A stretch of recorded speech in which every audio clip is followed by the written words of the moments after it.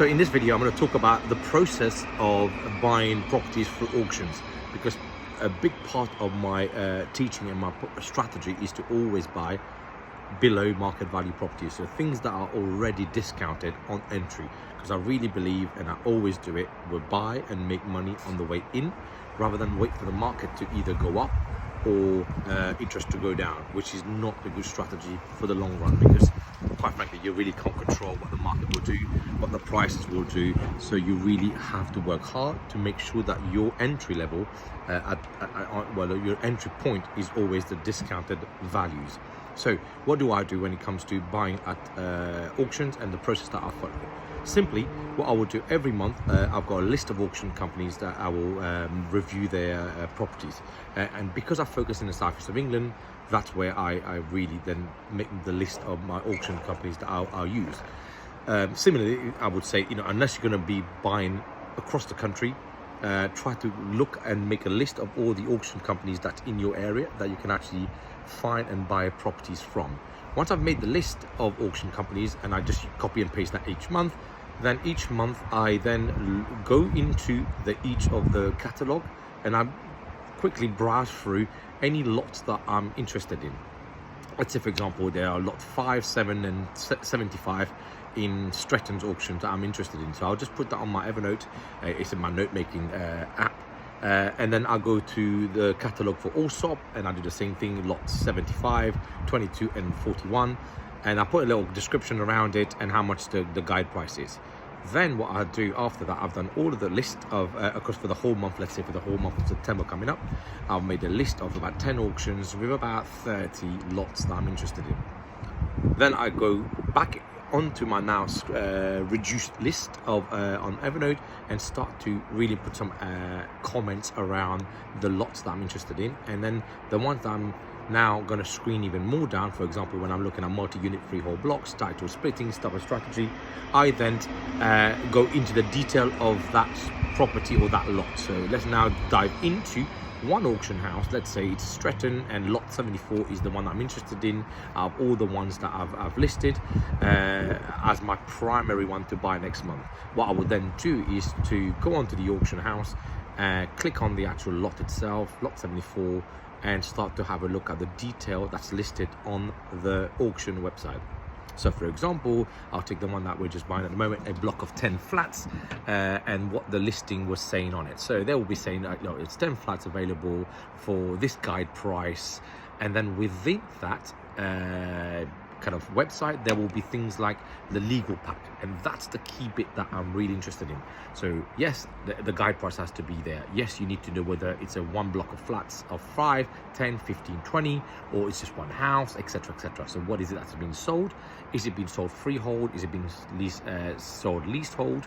And then also then you dive into, or I will dive into the legal pack. And within the legal pack, there's multiple things that are contained in the legal pack, and that varies from property to property. But there's one thing that's always in every single auction legal pack for every single lot, and that's called the special conditions of auctions attachment, basically. And that has most of the information that you need to begin with, and that's where I start. I go to the special conditions auction document and I read about what's being sold. So here typically they will say this title number, this lot is being sold, and the type of is it freehold or leasehold, and any other information that is pertinent to that lot, they will list it there. Who owns it, who's the seller, solicitor, and a lot of the time they'll black it out for the seller's name, and also more importantly things like any additional cost that's involved, or whether it's part vacant, fully vacant. Are you going to get the full title, limited title, no title? So these are all sorts of information that is contained within that special conditions. Absolutely critical to read that. And this is where a lot of people hide information like extra cost that you, the buyer, has to pay the seller. So it's critical that you either read it yourself or you get a lawyer to do that for you. I would suggest that it is English, so it is relatively, as you do more of it, the more confident and more comfortable you are with it, the better it is for you, because then you're not having to pay a solicitor every single time you're having to review a legal pack. Then after that, within the legal pack, special conditions done, I then start to look at what other attachment is attached in the PDF in the auction for that property. Things like EPC certificate, if there's a gas boiler, gas cert, things like a tenancy agreement, a very important one. What type of tenancy agreement? Is there a tenancy agreement in place?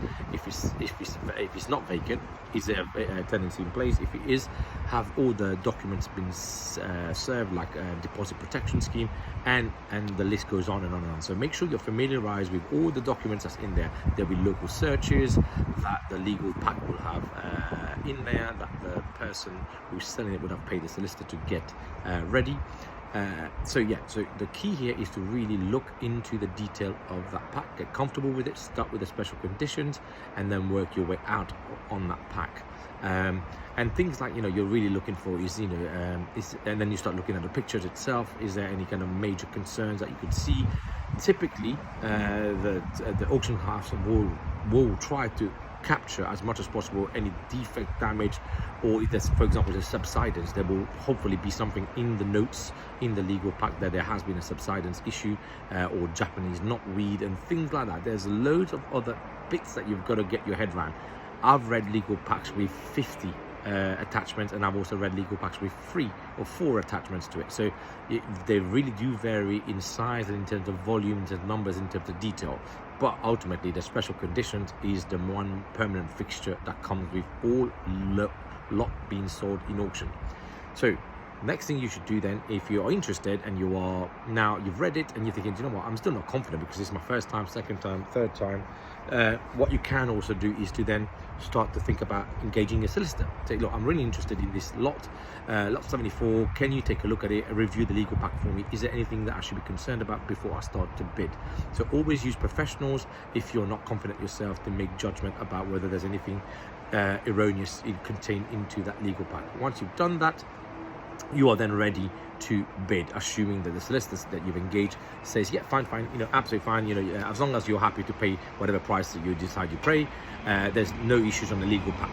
Then on the day of auction, you log in or you turn up to the physical auction, and you should absolutely have an idea of what is it that you're buying, how much is it going to be worth when you finish with it. So let's say the guide price is 500,000, and the exit price, so the GDV by the time you finish is about 700,000, and that is what you're going to get out of the project once you come to either sell it, refinance it, or whatever.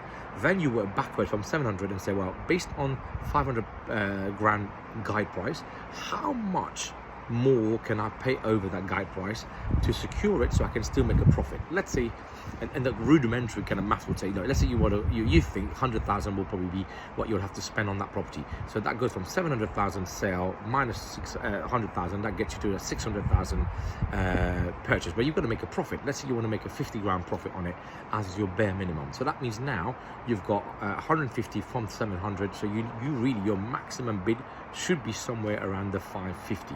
So guide is 500. Typically, you're expecting around a 10% margin upwards on that guide price. Not always, so you can still probably buy it at 510. But typically, the seller would be looking at plus 10% or somewhere in between that to sell their property. So if you got it at 550, you could then make a 50 grand profit after you've spent 100 grand to do it up. So that's really the crude way of buying in auction, and how you actually calculate your bid price, which is absolutely critical. You've got to get that on paper before you even turn up online or on the physical auction, because if you don't do that, you can really get carried away and start bidding much higher, another couple of grand here, another couple of grand there. All of a sudden you're not at 550, you're at 570, and you keep going, and all of a sudden your 50 grand is shrinking literally by the seconds. So I hope that helps, and I'll see you at the next video.